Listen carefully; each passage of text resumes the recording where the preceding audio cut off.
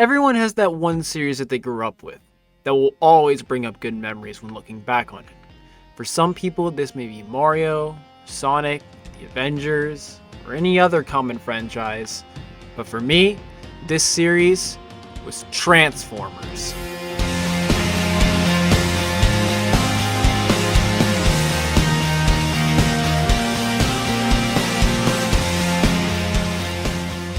Whether you love the Michael Bay movies or hate them, they will always forever remain as my favorite movies of all time. So I think it's fair to say I'm more than excited to have an opportunity to make a video on this. And I have decided to make a video on ranking the Autobots, as you saw from the title. But I will say I will not be using characters and feats from Age of Extinction and The Last Knight, due to A, some characters not having enough feats, B, some characters having insane outliers, and C, I just wanted to do a video on the original trilogy since it is what I grew up with. Luckily, the Michael Bay movies have a ton of tie-in comics, novels, and data books to use to rank the other Autobots, which makes this entire video even possible in the first place. Oh yeah, shout out to ASIC for providing me with all the scans shown in the video. It really helped out. To simplify things, I will rank the Autobots by separating them into different classes of ever-increasing strength. For example, the weakest Autobots will go in Class D, and Class C, Class B, etc. So, with the setup out of the way, let us begin.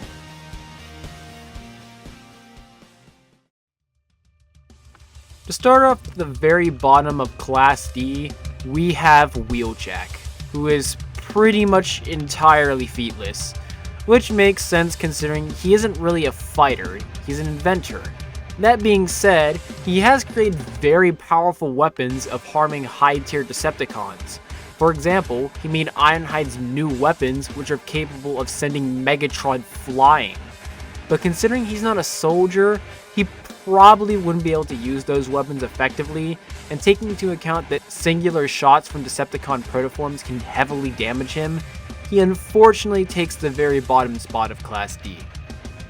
Next up, we have the RC twins, and while they are soldiers unlike Wheeljack, they don't exactly have the best feats. Their weapons were entirely incapable of even scratching sideways, and they got one shot by Decepticon protoforms. However, they did show remarkable speed in their robot forms as they were able to keep up with Sideways in vehicle mode. And unlike Wheeljack, they actually have proper fighting skills, which is why I'm putting them above Wheeljack. Finally, topping Class D, we have the controversial Autobot twins, Skids and Mudflap. They take the spot simply for actually having the strength and firepower capable of dealing with Decepticon protoforms, as not only is Mudflap able to survive Devastator's Vortex Grinder and damage him, a databook for Dark of the Moon also states that they have strength capable of ripping apart Decepticons. And as we saw in the fight with Devastator, they also have blasters that are capable of damaging one another, granting them a spot at the top of Class D. Starting off Class C, we have the Autobot ninja himself, Mirage. In the very few scenes he had in Dark of the Moon, he has shown remarkable agility and enough strength to kill Decepticon protoforms. In the Dark of the Moon video game, he possesses cloaking abilities and a sniper rifle capable of one-shotting larger Decepticons, which in my opinion is more impressive than anything the twins have ever done. Unfortunately for Mirage, he does not exactly have the best durability feats, as he ends up getting instantly blitzed and one-shot by Soundwave in the comic adaptation of Dark of the Moon. So yeah. After Mirage, we have the last three Autobots going into Class C, the Wreckers. Not only do they possess enough strength to literally tear standard Decepticon soldiers limb from limb, but they also possess enough firepower to blast off pieces of Shockwave's armor. And Shockwave is actually stated in his Vector Sigma bio to be a rival to Megatron, which is way more impressive than anything anyone below him has ever done. The first Autobot going into Class B is none other than Optimus Prime's first lieutenant, Jazz. Despite his small size, he has shown both remarkable strength and durability. For example, he is shown capable of taking a shot from Megatron and being thrown into a wall by the tanky Decepticon Brawl. He is also implied to be even stronger than Bumblebee in the first movie in the Ghost of Yesterday novel.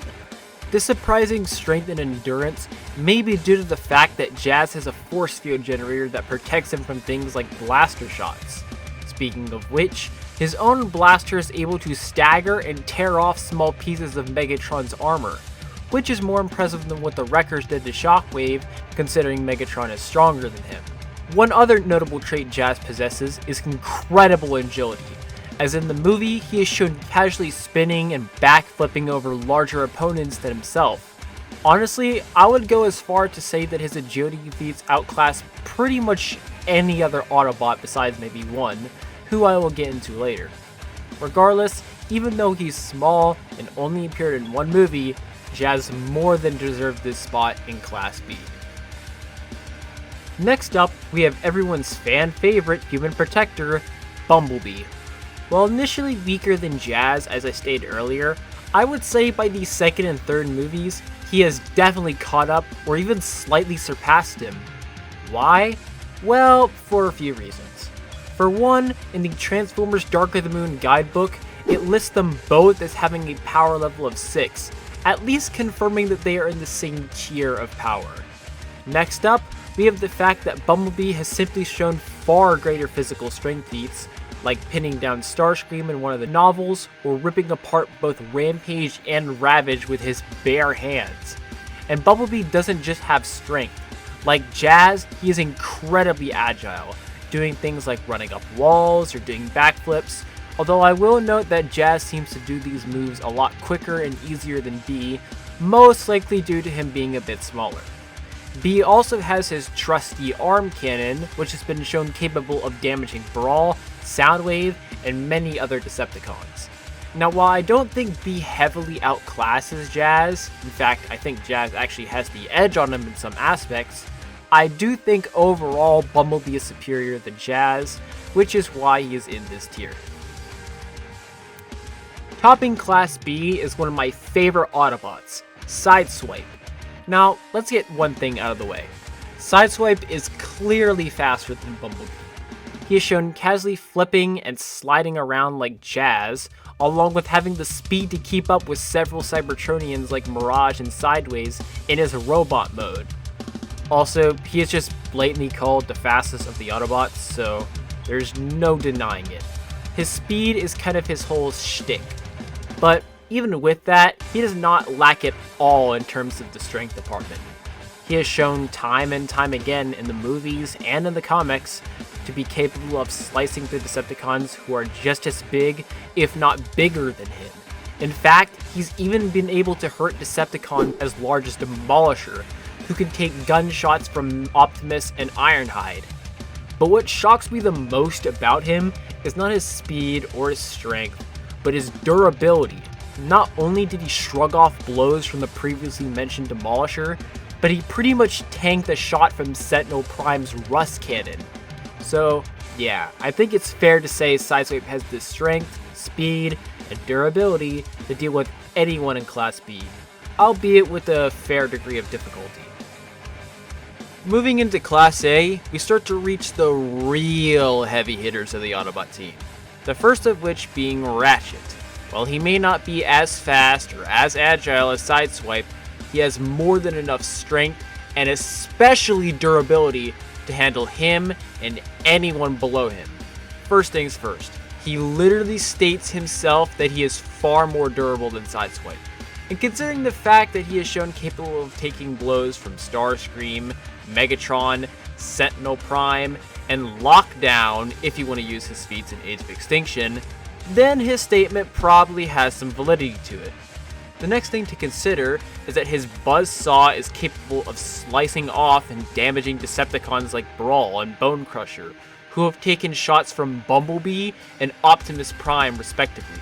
And despite Ratchet not being quite as fast as B or Sideswipe, he is still shown flipping over large Decepticons like Brawl, so it's not like he is just some big, slow tank. Besides maybe speed, which I mentioned earlier, I think Ratchet outclasses everyone below him in pretty much every category, which is why he goes into Class A. Having better feats than any other Autobot besides Optimus, it should be of no surprise that Ironhide takes the top spot of Class A. Where do I even begin?